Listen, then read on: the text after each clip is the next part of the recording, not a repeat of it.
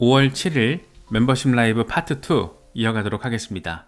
알트 시즌 인덱스 29를 가리키고 있습니다. 거의 역대급 최저 수준까지 꼬라박았다가 그나마 비트코인 시즌의 기준점인 25까지는 잘 넘어선 그런 모습입니다.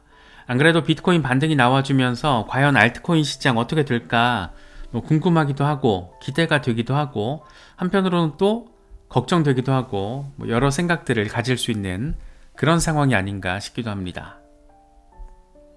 알트 시장에서 특히나 메이저 대장 알트코인들의 모습을 보면 좀 잠잠해 보이고 그래서 또 아쉬움이 느껴지기도 하지만 펀더멘털 측면에서 바라보면 이더리움과 리플 그리고 에이다 등 탑 10 안에 들어가 있는 대장급들의 행보가 사실 간단치는 않아 보입니다. 속을 들여다보면 그렇다라는 거예요. 그래서 일각에서는 조용하지만 대대적인 전환점을 지금 만들어가고 있다 이런 표현도 나오고 있는데 이번 영상에서는 이 데이터와 분석을 통해서 지금 대장 알트들 상황 어떤지 짚어보도록 하겠습니다. 일단 대장들이 확 하고 한번 움직여줘야지 이게 알트 순환매 양상으로 번질 거기 때문에 투자 여부와 상관없이 얘네들의 흐름을 짚어보는 건 지금의 시장 상황을 판단하는 데 있어서 굉장히 중요하다는 것도 생각을 해보시면 좋을 것 같습니다. 이더리움은 지금 이 두 가지 큰 흐름의 교차점에 서 있습니다. 최근 시세가 너무 빠져가지고 욕은 욕대로 엄청 얻어먹고 있는데 사실 이더리움이에요. 그래도 아무리 그래도 시장의 대장이고 항상 과거에도 한번 움직이면 정말 대차게 움직이는 게 이더리움입니다. 먼저 두 가지 큰 흐름의 교차점 중에서 먼저 첫 번째는 기술적 확장 측면에서의 레이어 2 생태계의 성장이고 다른 하나는 전통금융 편입 측면에서의 ETF 이슈입니다. 표면적으로는 최근 이더리움 가격이 굉장히 답답한 그런 하락세를 보이기도 했지만 그 이면에서는 이더리움 네트워크의 활용도와 또 제도권 수용도가 동시에 강화되고 있습니다. 먼저 레이어 2 생태계의 폭발적인 성장입니다. 이더리움 메인 체인의 느린 속도와 또 높은 수수료 문제를 해결하기 위해서 등장한 다양한 레이어 2 솔루션들이 2024년, 2025년에 걸쳐서 본격적으로 만개하고 있는 그런 모습입니다. 대표적인 예로 아비트럼과 옵티미즘 그리고 ZK 롤업 이런 계열의 솔루션들이 있는데 실제로 레이어 2에 예치된 총 자산이 2023년 이후에 급증해서 2025년 초에 아비트럼의 TVL만 해도 120억 달러를 넘어서면서 업계 1위를 달릴 정도로 성장했습니다. 불과 몇 년 전과 비교하면 상전벽해 상황이 아닌가 싶기도 합니다. 이를 트랜잭션 수나 이용자 수 면에서도 이더리움 레이어 2들이 메인 체인을 위협할 만큼 커졌다라는 데이터도 속속 나오고 있습니다. 예컨대 이더리움 메인넷의 평균 1일 활성 지갑 증가율보다 레이어 2 아비트럼과 옵티미즘 등의 증가세가 빠르게 따라붙고 있다라는 그런 분석도 있습니다. 이처럼 레이어 2는 이더리움의 트랜잭션 부하를 덜어주면서도 사용자 경험을 개선해서 더 많은 개발자와 프로젝트를 이더리움 생태계로 끌어들이는 그런 추세입니다. 그런데 레이어 2의 성공이 꼭 장밋빛 미래만은 의미하는 건 또 아니죠. 바이낸스 리서치의 보고서를 보면 레이어 2들의 부상은 이더리움 자체의 가치 축적 측면에서는 양날의 검일 수 있다라고 이야기하고 있습니다. 왜냐하면 이용자들이 레이어 2로 이동하면서 메인넷에서 발생하는 수수료 소각이나 디파이 활동이 분산돼서 정작 이더리움 토큰에 귀속되는 가치가 줄어들 수도 있다 이런 지적입니다. 실제로 2024년 말에서 2025년 초 이더리움 가격이 하락세를 보인 것도 부분적으로 이런 우려와 맞물려 있다라는 분석입니다. 2024년 12월 한때 이더리움 가격이 4,100달러를 넘어서며 정점을 찍었지만 올해 4월 초에는 1,400달러대까지 떨어져서 2년 최저점을 기록했습니다. 같은 기간 동안 이더리움의 4개월 낙폭이 61%에 달했다라고 하니까 시장의 시선이 곱지만은 않았다라는 것도 느낄 수가 있습니다. 물론 거시경제나 수급 요인도 있겠지만 레이어 2 확장으로 인한 이더리움 메인넷 수요 감소라는 구조적인 이슈도 투자자들이 주목하는 그런 부분입니다.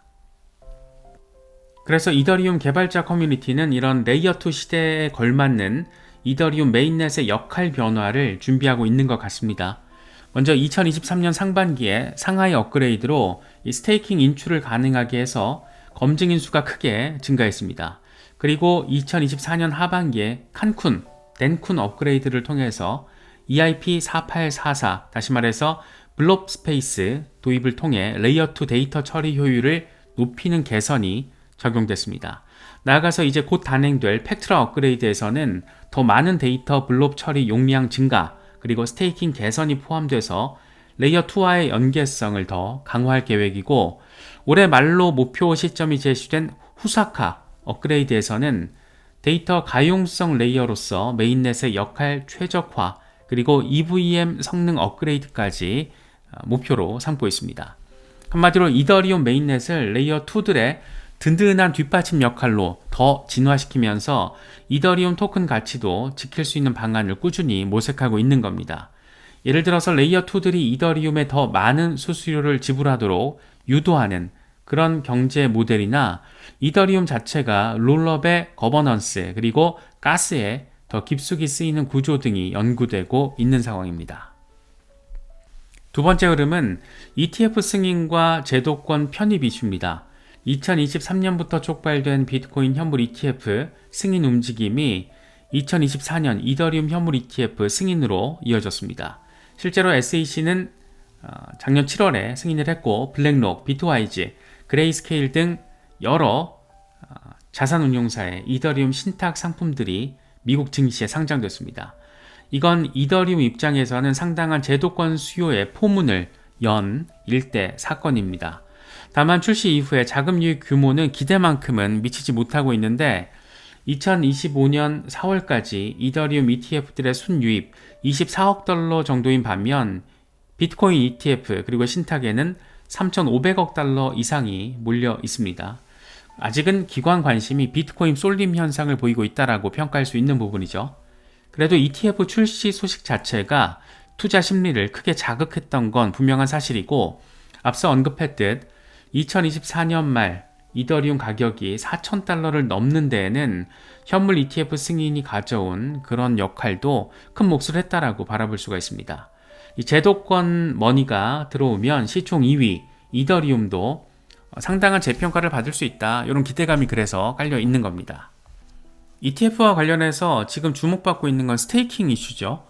이더리움 지분증명 방식, 그래서 스테이킹을 통해서 연 4에서 5% 안팎의 이자 수익을 얻을 수가 있는데, 현재 미국에 상장된 이더리움 ETF들은 규정상 스테이킹을 하지 못해서 이 수익을 지금 놓치고 있습니다.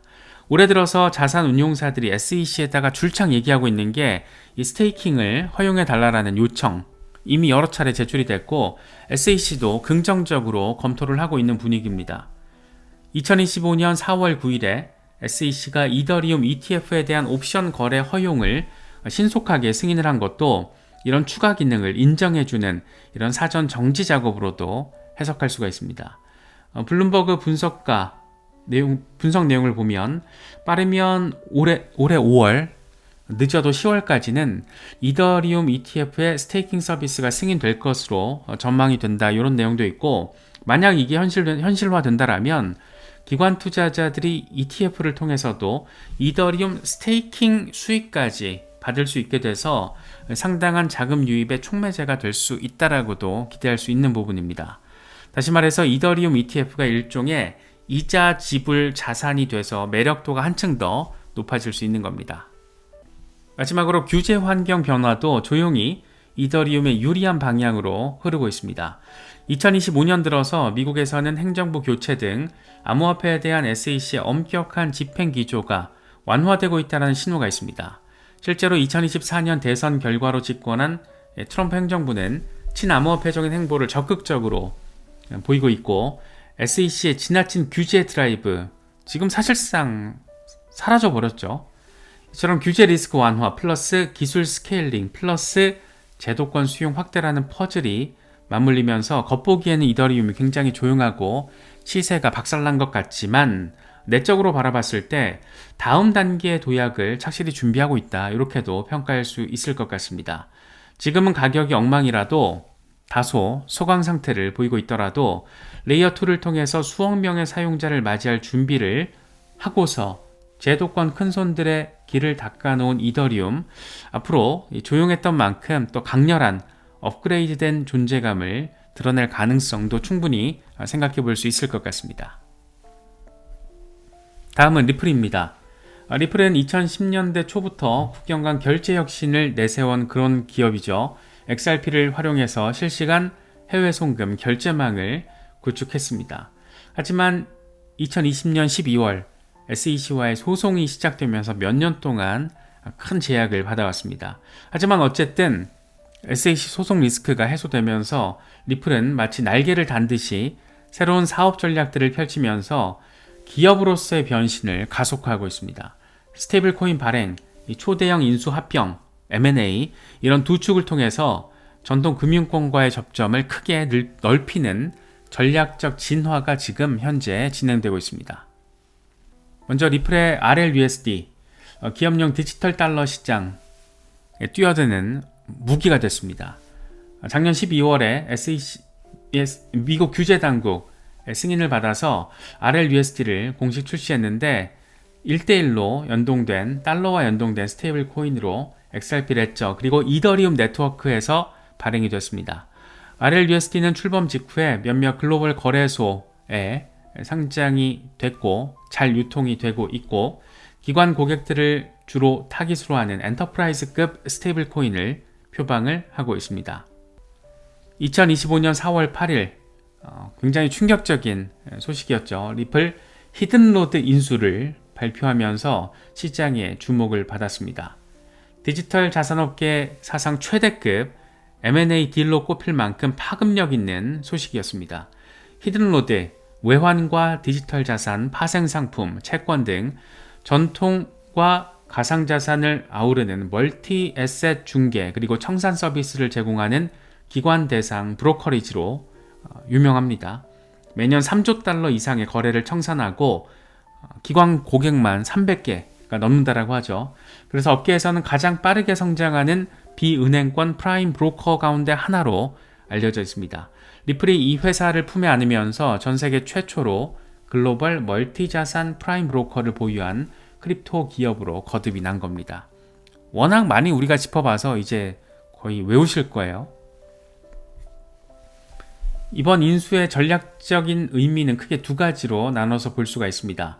하나는 리플의 기존 사업 강화, 다른 하나는 전통 금융시장과의 브릿지 역할, 가교 역할을 확립하는 겁니다.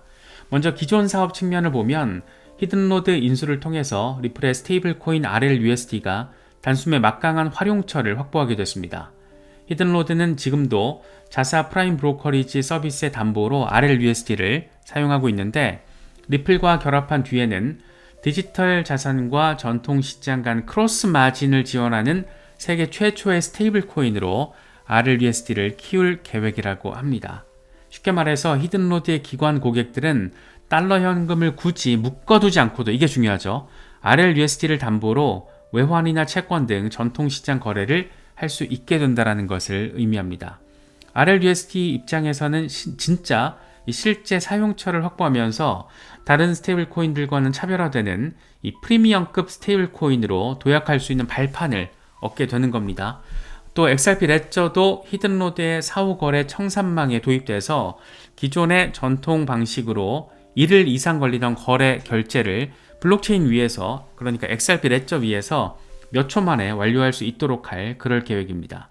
이건 리플의 본업이던 국경 간 결제 네트워크를 한층 더 정말 델리킷하게 업그레이드해서 기관들의 거액 거래도 블록체인으로 실시간 결제하는 그런 시대를 열겠다, 이런 포부로도 해석할 수 있는 부분입니다. 다음으로 전통 금융과의 가교 측면을 보면 이번 딜을 통해 리플은 사실상 크립토 기업에서 종합 금융 인프라 기업으로 격상됐다라고도 할 수 있습니다.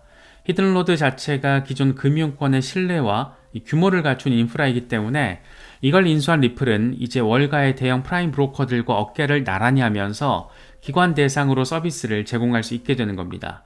브래드 갈링하우스 CEO는 이번 인수를 두고 우리 산업이 전통 최대 시장에 다가갈 평생 한 번의 기회였다라고 표현하기도 했는데, 미묘한 시점까지 고려하면 그 의미가 조금 더 체감되는 것 같기도 합니다.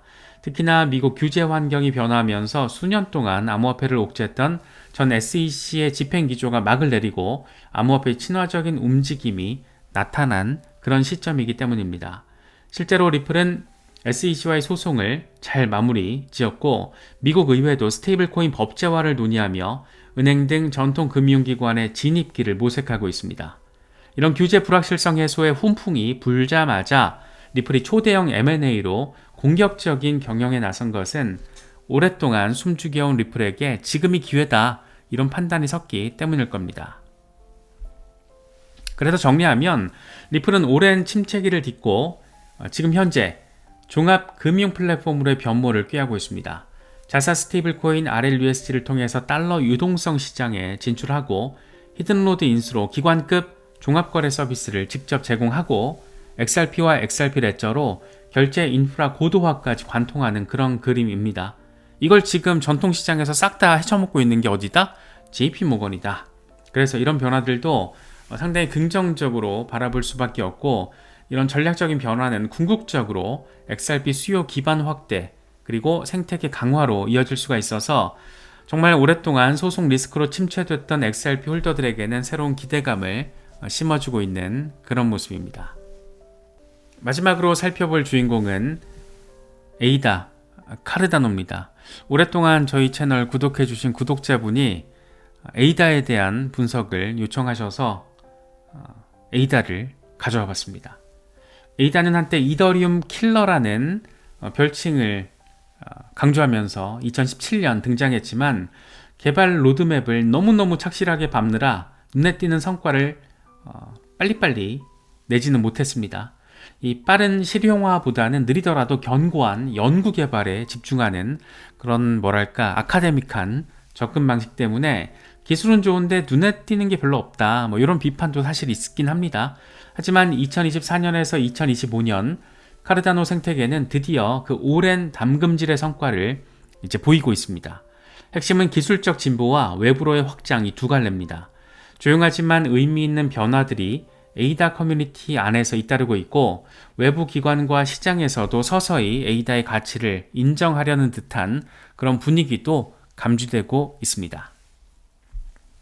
먼저 기술 측면에서 카르다노는 작년과 올해 연이어 굵직한 업그레이드를 잘 완료하면서 완전한 탈중앙화 플러스 확장성 로드맵의 정점을 향해 가고 있는 모습입니다. 2024년 9월에 적용된 창 하드포크는 카르다노의 핵심 과제 가운데 하나였던 온체인 거버넌스를 실현했습니다. 이 업그레이드로 에이다 토큰 보유자들은 대표자 선출 그리고 개발 제한 투표를 통한 의사결정을 직접 할 수 있게 됐고 이제 네트워크 파라미터 변경이나 트레저리 집행 이런 것 등도 커뮤니티가 주도하게 됐습니다. CIP 1694 제안에 기반한 이 새 거버넌스 체계는 헌법위원회, 대표자, 스테이크풀 운영자 이렇게 세 축으로 이뤄져서 기존 개발자들이 쥐고 있었던 이 체인 업그레이드 키를 내려놓고 온체인 투표로 하드포크를 승인하는 그런 시대를 열게 된 겁니다. 그건 명실상부하게 카르다노의 창시자 찰스 호스킨슨의 손을 떠나서 자율적으로 움직이는 단계, 다시 말해서 볼테르 시대에 진입했다는 것을 의미합니다. 최근 몇 년 동안 미국 SEC가 일부 알트코인들을 증권 시비로 몰아갈 때 거버넌스 기능이 있는 코인은 증권이 아니다 이런 논리가 종종 언급이 됐었는데 에이다가 이런 실질적인 유틸리티를 갖추게 된 점 규제 대응 측면에서도 의미 부여가 가능한 것 같고 사실 이렇게 이야기를 하면서도 괜히 기분이 좋아지는 것 같아요. 이 에이다 같은 프로젝트들이 잘 돼야지 이런 신규 프로젝트들까지 펀더멘털이 탄탄하게 잘 갈 수 있게 될 거라는 기대감 때문에 괜히 좀 기분이가 좋아지는 것 같습니다. 또 하나는 기술적인 확장성입니다. 카르다노는 원래 레이어 1의 성능 향상과 더불어서 레이어 2 솔루션인 하이드라를 개발해 왔습니다. 하이드라는 카르다노의 오프체인 상태 채널 개념인데 거래를 묶어서 병렬 처리하면서 체인 확장성을 극대화하는 그런 기술입니다. 2023년 5월에 하이드라 헤드 첫 번째 버전이 메인넷에 배포돼서 실험을 시작했고 2024년 말에 이걸 통합 활용한 몇몇 레이어 2 프로토콜 등이 공개가 되기도 했습니다. 완벽한 대중화까지는 갈 길이 남아있겠지만 하이드라가 이론에서 현실로 구현되었다는 것 그 자체가 중요한 시그널일 겁니다. 이 밖에도 카르다노는 사이드체인 기술을 통해서 외부 확장에 힘쓰고 있습니다. 예컨대 2023년 초에 사이드체인 툴킷을 공개해서 이더리움 EVM, 가상머신 호환 사이드체인이나 개인정보 보호 사이드체인 등의 어떤 개발이 진행되고 있습니다. 이론적으로 카르다노 메인 체인의 안정성과 이 사이드 체인의 유연성을 결합해서 다양하게 확장할 수 있는 그런 그림이 지금 그려지고 있는 겁니다. 한마디로 카르다노 팀은 속도를 늦추더라도 기본 기어와 확장성, 이 두 마리 토끼를 모두 잡기 위해서 차근차근 단계를 밟아왔고 이제 그 결실이 눈앞에 다가온 그런 상황이 아닌가 싶기도 합니다. 온체인 데이터를 보면 그동안 미미하던 카르다노 디파이 생태계가 최근 빠르게 성장하고 있다는 것을 느낄 수가 있습니다. 2024년 4분기 동안 카르다노의 디파이 총 예치금 TVL은 분기 대비 94% 증가해서 4억 4,890만 달러에 달했습니다. 대표 디파이 프로토콜인 대출 플랫폼 리퀴드 파이낸스와 탈중앙화 거래소 민스왑이 각각 141%, 또 69%씩 TVL이 뛰어오르면서 성장을 견인했고 또 중소 프로토콜들도 속속 이 두 자릿수 이상 성장을 했습니다. 2023년 중반에 저점을 찍었던 TVL이 하반기에 반등해서 2024년 말에는 1년 전보다 살짝 낮은 수준까지 회복을 한 겁니다. DF 활동성도 증가 추세를 보이고 있다는 거 되게 매력적인 부분이죠. 일간 평균 DF 트랜잭션은 14,300건 수준으로 아직 크진 않지만 민스왑의 누적 거래량이 2024년 말 기준으로 31억 달러에 이르는 등 주요 디파이 앱들이 꾸준한 사용층을 확보해 나가고 있습니다. 특히 리퀴드 파이낸스에서 제공하는 스테이블 코인 대출 시장이나 스테이킹 파생 상품이 인기를 끌며 카르다노 고유의 디파이 활용 케이스도 자리 잡고 있는 모습입니다. 카르다노 네이티브 스테이블 코인 공급 역시 확대돼서 2024년 4분기에 네트워크에 있는 총 스테이블 코인 시가가 66%나 증가한 2,320만 달러를 기록하기도 했습니다. 몇 살이 리포트 있더라고요. 기관 투자 분야에서도 주목할 만한 움직임이 포착되고 있습니다. 에이다 기반 ETF, 그레이스케일이 올해 초에 현물 ETF를 추진하겠다라고 발표를 했습니다. 그레이스케일이 이미 비트코인과 이더리움 ETF 전환 성공했고 카르다노는 디지털 대형 인덱스 펀드에도 포함된, 그러니까 그레이스케일의 디지털 라지캡 펀드에 포함된 주요 자산이라서 승인 가능성 상당히 좀 높다라는 얘기 많이 나오고 있죠. 이더리움 이후에 리플, 솔라나, 에이다, 도치, 라이트코인, 헤데라 이런 지금 여러 종목들이 승인되기 때문에 상당히 흥미로운 시간이 다가오고 있다, 이렇게도 정리할 수 있을 것 같습니다. 이처럼 기술 내실 다지기와 외부 인지도 확충이 병행이 되면서 에이다 프로젝트는 보이지 않게 강해진 상태가 돼가고 있습니다. 개발사의 CEO가 찰스 호스킨슨 2030년까지 인구 수천만의 국가 하나쯤은 카르다노 위에 올릴 수 있을 거라고 믿는다, 이런 자신감을 내비치기도 했습니다.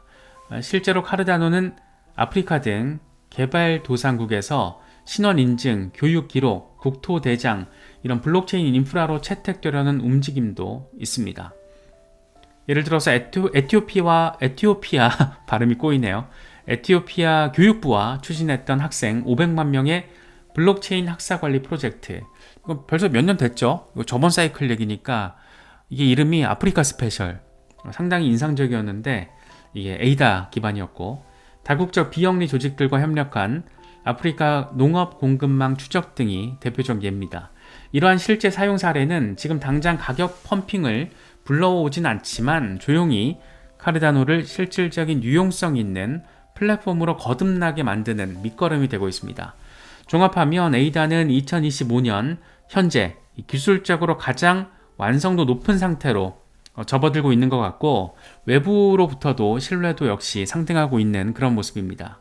스마트 컨트랙트 추가, 성능 개선, 확장성 솔루션, 거버넌스 구현, 그리고 탈중앙 거버넌스 제도 장착까지 로드맵상의 주요 이정표를 모두 달성해가고 있습니다. 네, 굉장한 로드맵이에요. 이름도 굉장히 철학적이고 예전에 이거 하나하나 이름까지 우리가 짚어봤었는데 고겐 2021년, 바사 2022년, 하이드라 2023년, 창하드포크 2024년, 그리고 지금 이제 볼테르 단계까지 와버렸습니다. 한편으로는 미국 정부의 전략 비축 선정, 기관용 투자 상품 논의, 이런 것들을 통해서 조용한 강자에서 인정받는 강자로 발돋움하는 그런 전환점을 맞이하고 있는 게 에이다 카르다노입니다. 비록 디파이나 NFT 지표에서는 아직 이더리움이나 경쟁 체인에 비해서는 부족하지만 짧은 기간에 2배 가까이 성장한 온체인 유동성, 그리고 커뮤니티 주도의 체인 운영은 카르다노의 잠재력이 서서히 현실화되고 있다는 것을 보여주는 그런 모습입니다. 카르다노도 뭐 리플 못지않은 엄청난 커뮤니티 로열티가 있는 종목이고, 정말 뭐 카르다노, 리플, 솔라나 이런 대장들이 잘 되고 있어서, 이런 펀더멘털 개발이 너무 잘 되고 있어서 참 반갑게 느껴지고, 더 잘 돼서 시세도 빡빡 올려주고 그랬으면 참 좋겠습니다. 이더리움, 리플, 에이다 이 세 프로젝트는 모두 공통적으로 이 표면적인 가격 움직임이나 이슈의 소음 뒤에서 이 근본적인 체질 개선을 이뤄내고 있다는 그런 인상을 안기고 있습니다.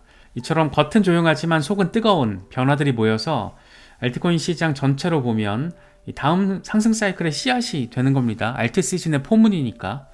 그래서 투자자들이 체감하기엔 아직은 좀 조용할 수 있지만, 하지만 온체인 데이터 등을 통해서 드러나는 이 사용자 증가, 유동성 축적, 기술 업그레이드, 그리고 거시 뉴스, 이런 것 등 속에서 포착되는 제도권의 수용 신호, 분명히 몇 달 또 몇 년 안에 시장의 물줄기를 바꿀 결정적인 전환점이 되지 않을까. 그리고 돌이켜보면 항상 개미들이 죽겠다 대체 언제 오르냐 막 욕하고 난리칠 때 마켓 메이커들은 그런 상황을 이제 활용을 하는 것 같아요. 그냥 경험적으로 알잖아요. 한창 그런 게 조금 정서적으로 안 좋은 시기가 정점에 달하면, 그리고 나서 다 털어냈을 때다 싶은 그때부터 반등이 나올 때가 많았습니다. 그래서 멘탈 관리가 진짜 중요하니까 이런 거 당장 공부해서 뭐 시세 파악하는데 뭐 도움이 되냐, 이런 회의적인 관점은 안 됩니다. 그게 아니고 이런 것들을 통해서 펀더멘털과 유틸리티에 대한 이해도를 높여야지 내가 신뢰하는 프로젝트에 대한 신뢰도를 높일 수 있고, 그게 멘탈을 지키는데 결정적인 역할을 할 거기 때문에, 그런 관점에서 우리가 이렇게 재미없는 내용 진짜 매일같이 공부하고 있는 거죠. 그래서 그런 측면에서 지금 어쨌든 시장이 반전 양상을 보이고 있기 때문에 멘탈 관리 잘 하시면서 차분하고 전략적인 스탠스 잘 설정하실 수 있으면 좋겠습니다.